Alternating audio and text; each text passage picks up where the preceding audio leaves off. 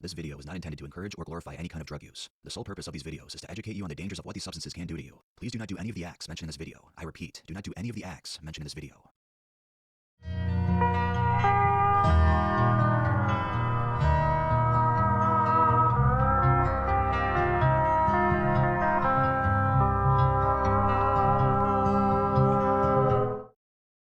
Welcome to the world of Tales from the Trip.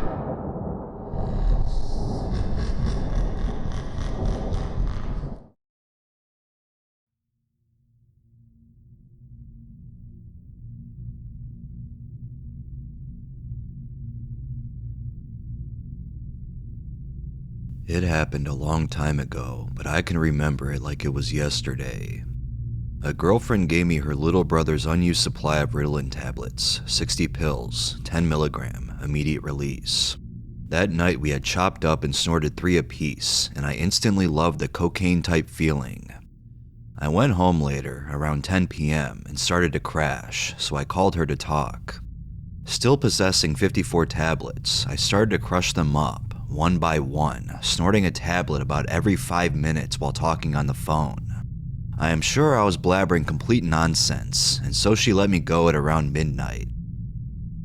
I continued to snort one tablet at a time, and soon it was 3 in the morning. I was amazed that I didn't reach a plateau, but instead just got more and more geeked. I had cut back to 1 tablet/line every 15 minutes, and had finally stopped at around 1:30 a.m. I had school the next day, but knew by this point I would not be making it to class.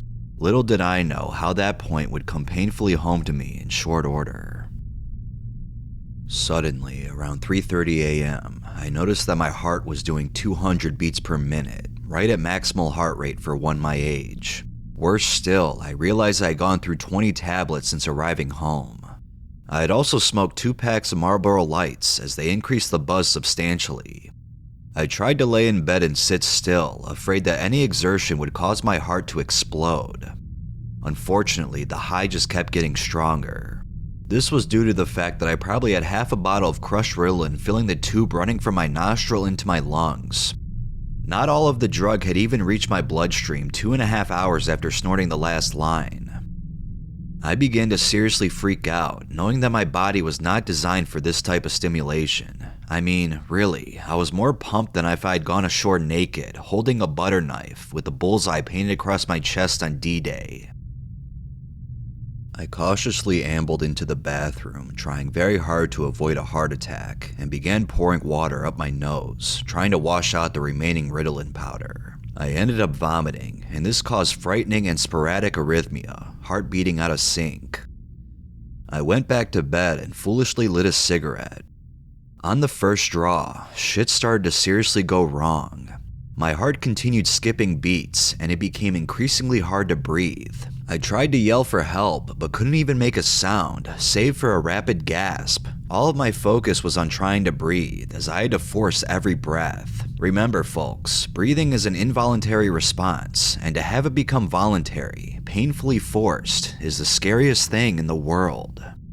This went on for 15 minutes as I debated what to do. Then the shit really hit the fan.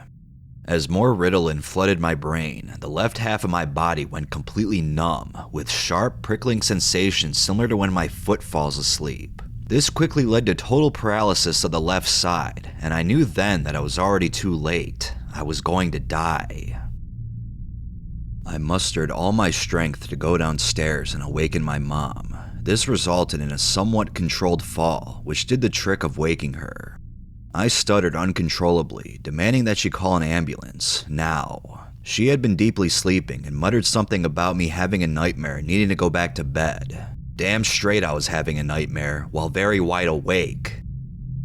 I had no strength to argue or even make it to the phone. Besides, a part of me knew that I would be in deep shit since the cops would inevitably arrive with the paramedics when I told them I was overdosing.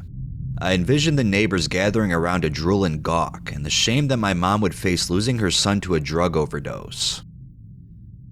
So I lay in the foyer, convulsing and praying for a quick death. I thanked God for letting me live my life happily up to that point, and apologized for taking my life for granted just to get a buzz. I just wanted to go to heaven because I was definitely in hell. She went back to bed, having never really fully awakened, and my convulsions and pleading prayers continued for another hour or so. Finally, and oh so thank Godfully, the Ritalin loosened its hold on my wrecked body and mind. I was able to stumble upstairs and continued praying well past daybreak, asking the Lord to spare my life, swearing to never touch another drug again. I awoke around noon that day, still feeling wired, but fairly confident that I was going to live. I didn't remember falling asleep. It must have happened in seconds, as my used up body just gave out. I went to see the doctor later that week, having already rescinded on my promise to not get high. I was there trying to swindle some painkillers for my bad back. I was seriously depressed and in the throes of polydrug addiction. He saw me for what I was, a drug-seeking patient, and asked me to be honest about my drug use. So, having nothing to lose, I told him about my near-death experience while snorting Ritalin. He explained that I probably had a minor stroke. Fuck, what does a major stroke feel like? And referred me for further testing.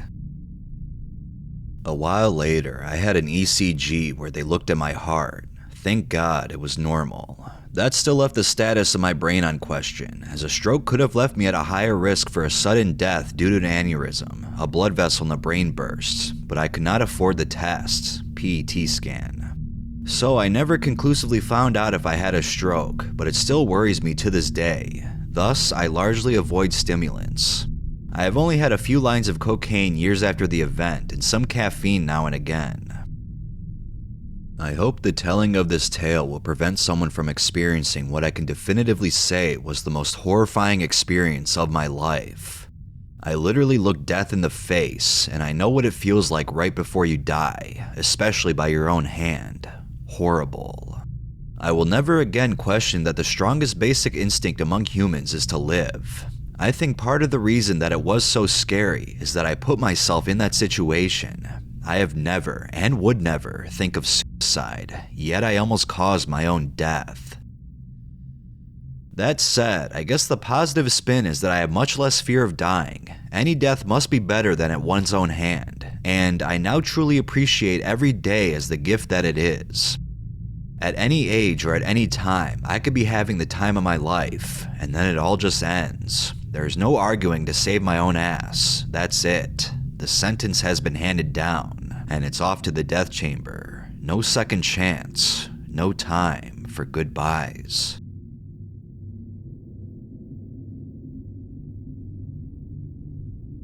Holy fucking shit. Do not snort that many Ritalin pills, or any pills for that matter. That is a fucking crazy amount, and I'm surprised that guy did not die. This is a harm reduction channel for a reason, because there are people out there that are like this for real. Let's get to the next story.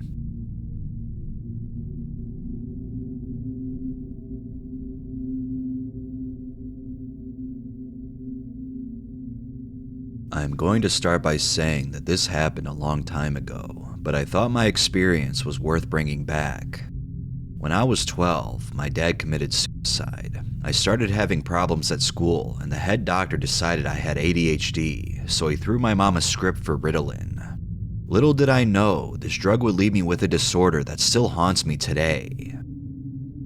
After about the third day of taking it, at the doctor prescribed dose, 25 milligrams I think, I noticed a strange feeling in my chest.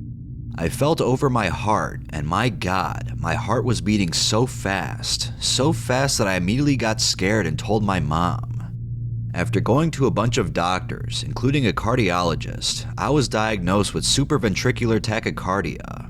This condition, SVT as I call it, makes it so that I have a rapid fluctuation in blood pressure, bending over for about 10 seconds and then walking around. My heart will go into a mode where it beats 2 times as fast as it's supposed to. This can only be stopped by holding my breath out until I'm nearly passing out and then swiftly breathing in. Needless to say, this condition is the limiting factor in what I want to do with my life. I had plans to join the military, but even with them not knowing about the Ritalin, I still have this heart condition. I know I can have surgery to fix it, but I don't trust any doctor to mess with my heart. Maybe eventually it will get fixed, but not for now. In summary, this drug has left me with a heart condition that limits what I can do every day. I get heart palpitations sometimes up to 15 times a day. It happens less when I am in shape, but still happens, and I have to stop to correct my heartbeat. There is nothing scarier than running for a half mile, stopping for a second, and then having your heart rate double on you when it's already pounding. Not to mention the constant migraines with the medicine to stop my SVT flares.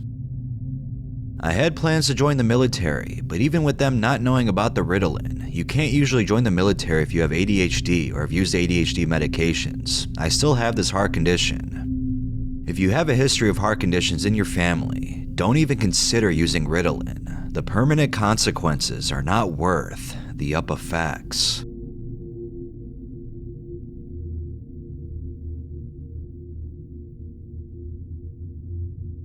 If you guys remember from the Trintellix video, I did say that there will be one positive story for all the medication videos, so that's what we're going to do next, and we're going to end it on a positive note.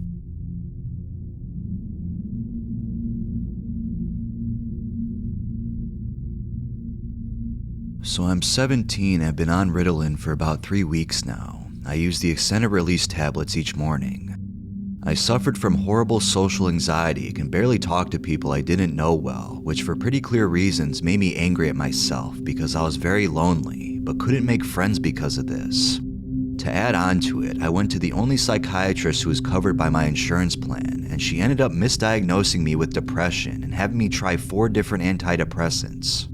None worked and made me feel worse. This testing of medications lasted for about 3 years. Eventually, I called her and asked about ADHD, and she didn't even listen to me, and that was my sign that I needed to go to a professional regardless of the cost, which I did.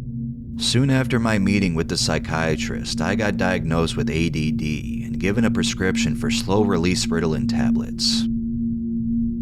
The amount of changes I noticed after that first week was insane. I went from failing most of my classes and rarely attending them to actually paying attention, going to class, and being able to focus on textbooks and not need to reread every paragraph. And even my relationship with my girlfriend improved because I was able to listen better and not end up zoning out as she's telling me things. I actually got the motivation to do things when before I would either not remember the tasks or just not do them because I didn't feel motivated to. And most of all, I actually felt happy and like I wanted to do things. I just felt the need to share this because I pretty much feel like a new person. My personality and everything is the same, but I can actually hold conversations and talk to new people. This genuinely changed my life in so many ways.